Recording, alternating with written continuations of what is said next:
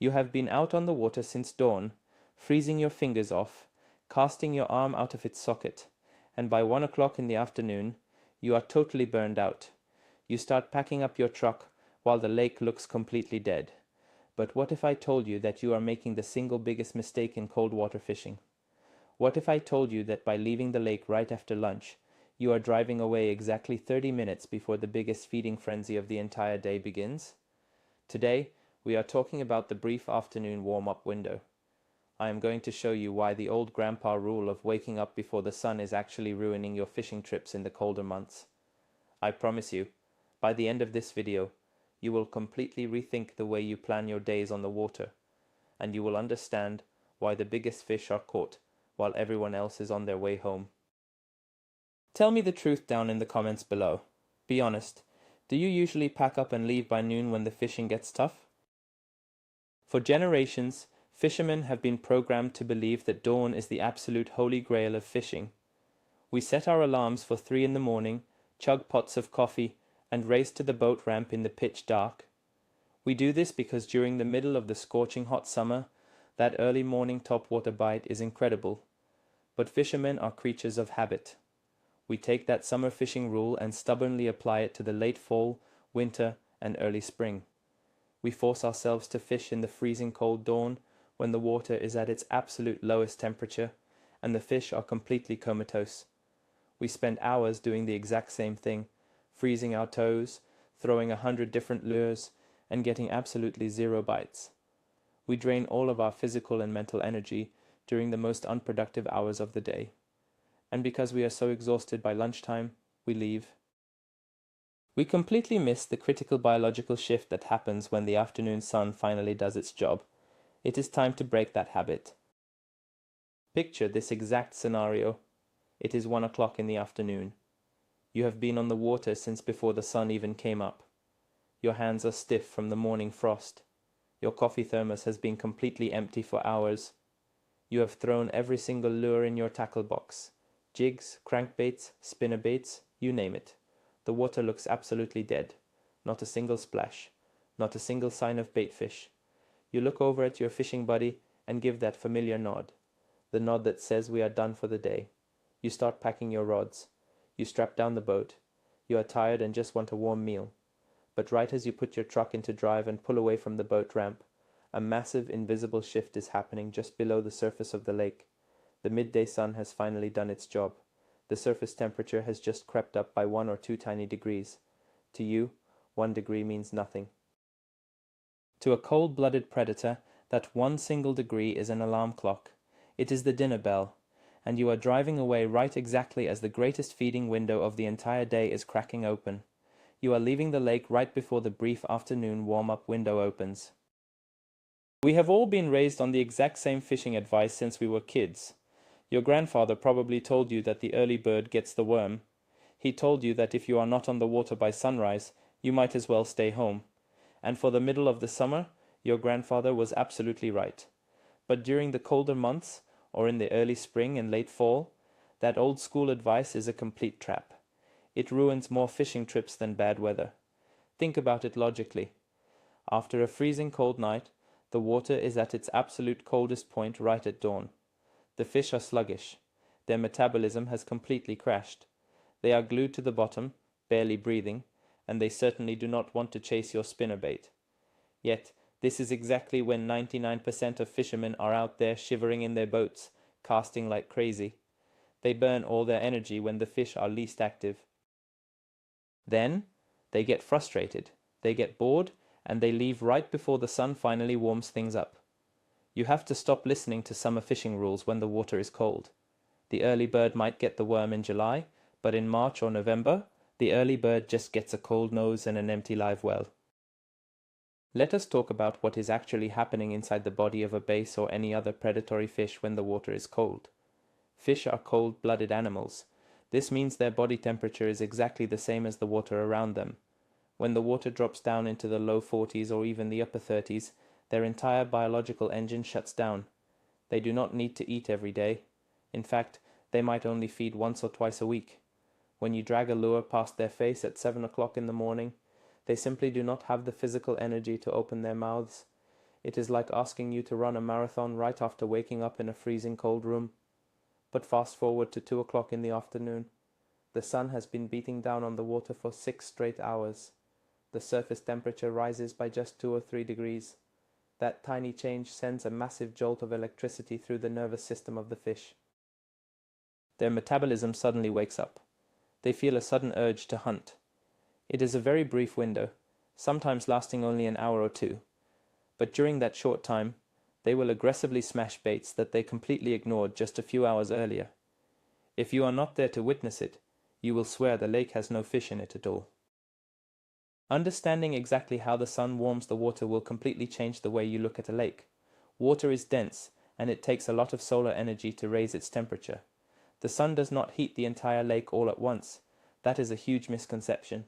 The sun only heats the top layer of the water, usually just the top 12 to 18 inches. This creates a tiny blanket of warmer water right at the surface. Now imagine a shallow flat that is only 2 or 3 feet deep. That entire column of water gets warmed up relatively quickly. By the time mid-afternoon rolls around, a shallow bay can be up to 5 degrees warmer than the deep water out in the main lake. 5 degrees is a totally different universe to a fish. It is like walking out of the winter snow and stepping into a heated greenhouse. The fish know exactly where these warm pockets are. They will migrate from the deep, dark winter holes and slowly cruise up into the shallows just to soak in that heat. It is just like a cat finding a sunbeam on the living room floor. If you are still fishing out in 20 feet of water at 3 in the afternoon, you are fishing in the refrigerator while the fish are all having a party in the oven. Now we need to talk about water clarity, because clear water and dirty water do not heat up at the same speed. This is a massive secret that separates the guys who catch fish from the guys who just cast all day. If you have perfectly clear water, the sunlight penetrates straight through and scatters. It takes a very long time to warm up. But what happens if you find a patch of stained water? What if you find a muddy bank, or a line of dirty water created by the wind? Dirt particles in the water actually absorb the heat from the sun. Muddy water heats up significantly faster than crystal clear water. By 2 or 3 o'clock in the afternoon, a muddy bay can be 5 to 8 degrees warmer than the clear water right next to it. That is a massive temperature break. The fish will line up exactly on the edge of that mud line. They will use the dirty water as a heated blanket. So, while you are out there at noon thinking the water is too muddy to fish, the local tournament pros are specifically looking for that dirty water. They are waiting for the afternoon sun to bake that mud. When that brief warm-up window opens, that muddy bank becomes the most active feeding zone on the entire lake. You just have to be patient enough to wait for the heat. Let us look at a very specific type of structure that works absolute miracles during the afternoon warm-up window. I am talking about rocks. Whether it is a natural rocky point, a boulder field, or a man-made riprap bank near a bridge or a dam. Rocks are basically natural thermal batteries. All morning long, those rocks sit there absorbing the direct heat from the sun. They act just like an asphalt parking lot on a sunny day. As the afternoon progresses, those rocks get physically warm to the touch. And here is the magic part. They start radiating that stored heat directly into the water surrounding them. If you take a thermometer and check the water temperature right up against a rocky bank at 3 in the afternoon, it will shock you. It can be significantly warmer than the water just 20 feet away. Crawfish and small baitfish flock to these rocks to get warm, and where the bait goes, the big predators follow. If you are packing up your gear at 1 o'clock, you are completely missing the moment when those thermal batteries hit maximum power. The rocks are just starting to do their job, and you are already backing your boat on the trailer. Stop leaving the lake before the rocks have a chance to heat the water. Rocks are not the only structure that acts as a natural heater. We have to talk about wood. Fallen trees, giant laydowns, and old wooden docks are absolute magnets for fish during the afternoon warm-up. Think about a giant dark-colored oak tree that has fallen into the lake. The trunk is partially out of the water, baking in the sun all day long. Dark wood absorbs a massive amount of solar radiation. That heat travels down the trunk and actually warms the water directly around the submerged branches. It creates a tiny microclimate, a localized hot tub for cold fish. By mid-afternoon, bass will literally suspend right inside those branches, pressing their bodies against the wood to soak up the warmth. You can fish that exact same fallen tree at 8 o'clock in the morning and not get a single bite. The fish might be there, but they are completely dormant. But if you come back to that exact same tree at 3 in the afternoon, when the sun has cooked that wood for hours, it is a completely different story. The fish are active, they are warm, and they are hungry. Dropping a jig into those branches during the brief afternoon window will result in aggressive strikes. You just have to time your visit perfectly. Another huge factor that completely changes the afternoon bite is the wind. Most fishermen hate the wind, especially when it is cold out. But the wind is actually your best friend if you understand how it moves the surface water. Remember how we said the sun only heats the top 12 to 18 inches of the lake? Well, when a steady breeze blows across the water, it actually pushes that entire top layer of warm water across the lake. It pushes it all the way until it crashes into a shoreline. This means that by 3 in the afternoon, the wind-blown bank has been collecting all of the warmest water on the lake. The warm surface water stacks up on that bank, pushing the cold water out. Baitfish get pushed into this area, and the temperature rises dramatically. While one side of the lake remains freezing cold, the wind-blown side becomes a warm, active feeding zone. If you leave early, you never get to see this dynamic play out. You spend your morning hiding from the wind on the calm side of the lake, freezing your toes off and catching nothing. Then you go home. Meanwhile, the guy who stays until the late afternoon heads straight into the wind, finds that stacked warm water, and catches a limit in less than an hour. You cannot talk about the afternoon warm-up window without talking about the food chain. Fish do not just move to warm water because it feels good. They move because that is where the food goes. Everything in the lake reacts to the sun. Microscopic plankton rise to the surface when the water warms up. When the plankton rise, the small bait fish like shad, minnows, and bluegill follow them. Suddenly, you have massive schools of bait fish migrating from deep winter staging areas up into the shallow flats. They are following the heat and they are following the food. Now put yourself in the shoes of a big hungry bass. Are you going to stay down in 30 feet of freezing water? Or are you going to follow the all-you-can-eat buffet up into the warm shallows? The answer is obvious. The predators follow the bait. This entire migration takes hours to develop. It does not happen at sunrise. It happens slowly throughout the morning and hits its peak right in the middle of the afternoon. When you pack up your gear at noon, the bait fish are just starting their migration. The dinner table is just being set, and you are walking out of the restaurant before the food is even served. When that afternoon window finally opens, your entire fishing strategy needs to shift. The lures and techniques you used at dawn are no longer the best option. In the morning, when the water was at its absolute coldest, you had to fish incredibly slow. You were probably dragging a jig on the bottom, pausing for 10 or 20 seconds at a time. But when the afternoon sun raises the water temperature, the mood of the fish changes. They become more aggressive. They are willing to chase a bait. This is the exact moment when you need to pick up a moving bait. A square bill crankbait, a spinnerbait, or a vibrating jig. You can speed up your retrieve. You can cover more water. The fish are no longer glued to the bottom. They are actively roaming and hunting. This sudden change in behavior is what catches so many fishermen off guard. They spend 6 hours fishing at a snail's pace, getting no bites, and they assume the fish are completely shut down. They do not realize that a simple change in speed during the afternoon warm-up is all it takes to trigger a strike. If you stay on the water, you get to experience this aggressive bite. You get to feel the rod get nearly ripped out of your hands. Let us talk about where the fish actually physically locate themselves during this afternoon window. Depth is everything in fishing.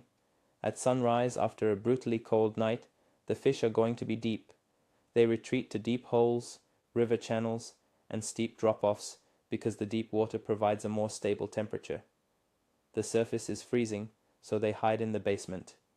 But as the sun beats down on the lake, the surface layer becomes the warmest place to be. The fish will slowly leave the basement and take the elevator up to the roof. They will move from 20 or 30 feet of water right up into 2 or 3 feet of water. They will position themselves on shallow flats, secondary points, and sandbars.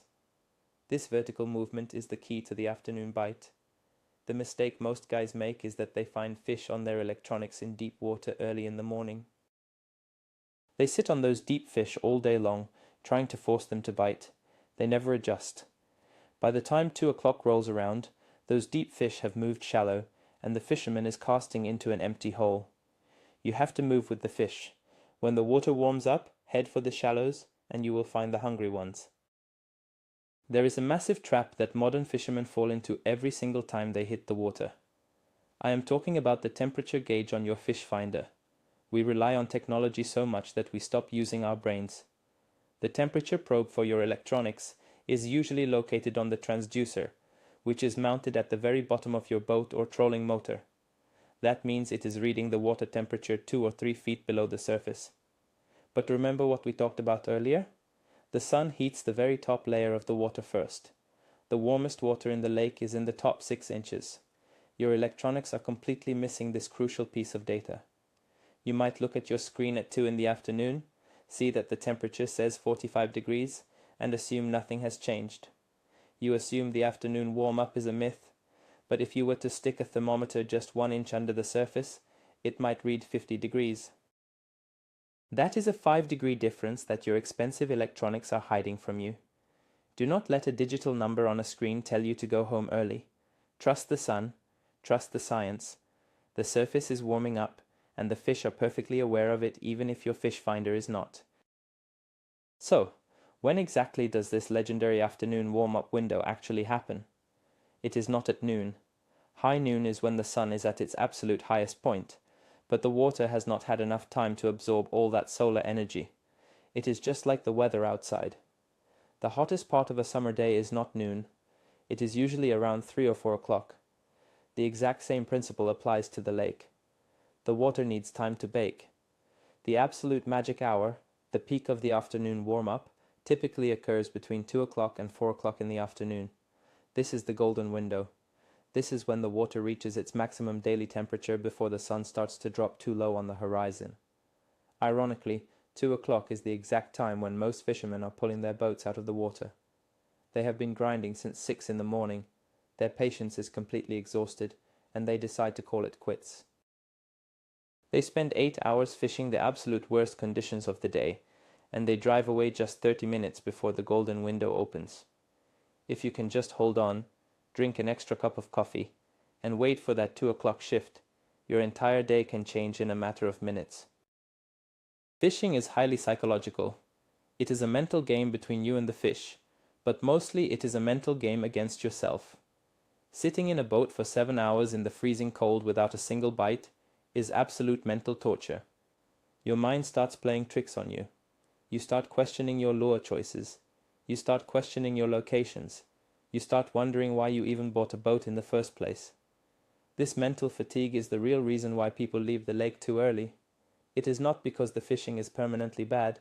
It is because their willpower has completely run out.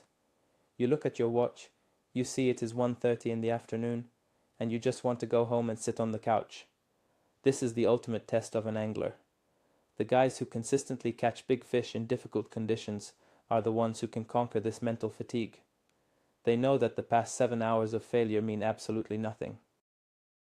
They know that the afternoon warm-up window is a reset button for the entire lake. You have to train your brain to ignore the morning struggle. Treat the afternoon like a brand new fishing trip. Reset your mind, stand up tall, and get ready for the bite to turn on. If you want proof that the afternoon warm-up is completely real, just look at the professional tournament anglers.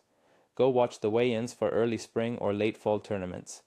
You will hear the exact same story over and over again from the guys who finish in the top 10. They get up on stage with a giant bag of base, and the interviewer asks them how their day went. They almost always say the exact same thing. They say, "Man, I struggled all morning. I only had one small fish in the live well at noon. But then the sun came out, the water warmed up a couple degrees, and I caught my entire bag in the last hour of the day." The professionals know that they cannot win the tournament in the morning. They use the morning to survive, but they use the afternoon to win. They specifically manage their time so that they are sitting on their absolute best fishing spots exactly when that afternoon window opens. They do not waste their premium spots at 8 in the morning when the fish are asleep. They save the best for last. If the guys who fish for a living are banking their entire paychecks on the afternoon warm-up, why are you still packing up your truck at lunchtime? We need to discuss the specific weather conditions where this afternoon window is the most powerful. It is not exactly the same every day. The most dramatic afternoon warm-ups happen on days that most fishermen consider to be the worst fishing days of the year. I am talking about post-frontal bluebird sky days. You know the days. A brutal cold front pushes through the night before. The wind is howling out of the north. The sky is a blinding crystal clear blue without a single cloud in sight. The old school rule says that fishing after a cold front is a waste of time. The fish have lockjaw, and in the morning, that is absolutely true. The water temperature has plummeted, and the fish are buried in heavy cover. But that crystal clear blue sky is exactly what you need. Without any clouds to block the sun, the solar radiation is at its maximum intensity. The sun beats down like a laser beam on the shallow water. Those brutal cold front days actually create the most intense afternoon warm-up windows. The contrast between the freezing morning and the sunny afternoon is massive. While everyone else stays home because of the cold front, you should be out there waiting for the afternoon sun to work its magic. As the afternoon progresses, something else changes besides just the water temperature. The actual physical environment of the lake begins to transform. I am talking about shadows. At high noon, the sun is directly overhead. There are virtually no shadows in the water. The fish feel exposed and vulnerable, so they tuck themselves tight into thick cover or slide out into deeper, darker water. But as you get into that magical 2 to 4 o'clock window, the sun begins to lower on the horizon. Suddenly, the trees on the bank start casting long, dark shadows across the shallow flats. The docks and bridge pilings create massive shade lines. These shadows are prime real estate for predatory fish. A shadow is an ambush point. It allows a base to sit in the dark, completely camouflaged, while looking out into the sunlit water for passing baitfish. Combine these new ambush points with the fact that the water is at its warmest temperature of the day, and you have a perfect storm for catching fish. The fish are warm, they are active, and the fading sun has just handed them the perfect hiding spots to hunt from. Leaving the lake before the afternoon shadows get long is a massive tactical error. There is a very unique dynamic that happens during the afternoon warm-up that actually gives bank fishermen a massive advantage over the guys in the expensive base boats. The guys in the boats are usually sitting out in deep water, casting their lures toward the shore. They are dragging their baits from the shallow water back down into the cold, deep water. But the guy walking the bank is doing the exact opposite. He is casting out and bringing his lure right into the strike zone. Think about it. The absolute warmest water in the entire lake is the very edge of the shoreline where the sun has been baking the dirt and the rocks. The fish are pushing bait completely up against the bank, sometimes in just 6 inches of water. The guy standing on the shore can walk silently along the edge, making parallel casts right through the warmest, most active water on the lake. Meanwhile, the boat guy's trolling motor is constantly making noise and spooking those shallow fish. If you do not own a boat, the afternoon warm-up window is your absolute best chance to catch the biggest fish in the lake. You just have to target the very edge of the water where the sun has been working all day long. If you really want to take advantage of this afternoon window, you need to completely redefine what a fishing trip looks like. You need to break the habit of setting your alarm clock for 4 in the morning. Why torture yourself? Why wake up in the pitch dark, drive through the freezing fog, and sit on a block of ice for 6 hours just to prove you are a tough guy? Let the other guys do that. Let them freeze. Let them get frustrated and tired. Instead, sleep in. Enjoy a hot breakfast. Drink your coffee in a warm house. Get to the boat ramp at around 11 in the morning. Sure, you might get a few weird looks from the guys who are already packing up to leave, but you will be launching your boat with a full tank of energy, completely well rested, and with a positive mindset. You will be hitting the water exactly when the conditions are shifting in your favor. Your entire fishing trip will be focused on the prime feeding hours. You will spend less time shivering and more time actually catching fish. It is not about how many total hours you spend on the water. It is about spending the right hours on the water. Work smarter, not harder, and let the sun do the heavy lifting for you. Let me paint the picture of the ultimate payoff, the moment that makes waiting for the afternoon warm-up completely worth it. You are sitting there at 3 o'clock. The sun is just starting to dip behind the tall pine trees on the western bank. The wind has died down to a gentle breeze. You have targeted a shallow rocky point that has been baking in the sun all day long. You make a long cast with a vibrating jig, bringing it right across the edge of a mud line. You are not freezing anymore. You are not tired. You are completely focused. You crank the handle of your reel 3 times, and suddenly your rod stops dead. It feels like you hooked a sunken log, but then the log shakes its head. The water erupts. A massive, heavy fish comes thrashing to the surface, fighting with an aggressive energy that simply did not exist at 8 in the morning. You fight it to the boat, grab it by the lower lip, and lift it out of the water. As you hold that fish up in the golden afternoon sunlight, you will look back at the boat ramp. You will see an empty parking lot. Everyone else left. They gave up. But you stayed. You cracked the code. And that heavy fish in your hand is the ultimate reward. To sum it all up, the afternoon warm-up window is not a myth. It is pure biology and physics working together to create a massive feeding opportunity. The plot twist here is that you do not need to fish harder to catch these fish. You just need to fish later. By simply shifting your schedule to prioritize the hours between 2 and 4 o'clock, you can target aggressive, feeding fish in shallow water instead of freezing your hands off at dawn for 0 bites. Recognizing how rocks, wood, dirty water, and wind hold that afternoon heat will completely change your approach to cold water fishing. It flips the entire early bird, gets the worm strategy upside down. Thank you so much for watching and hanging out with me today. If this video gave you a light bulb moment and you are ready to sleep in on your next fishing trip, make sure you hit that subscribe button right now. Leave a like on the video and drop a comment below. I want to know, are you going to change your alarm clock for your next trip to the lake?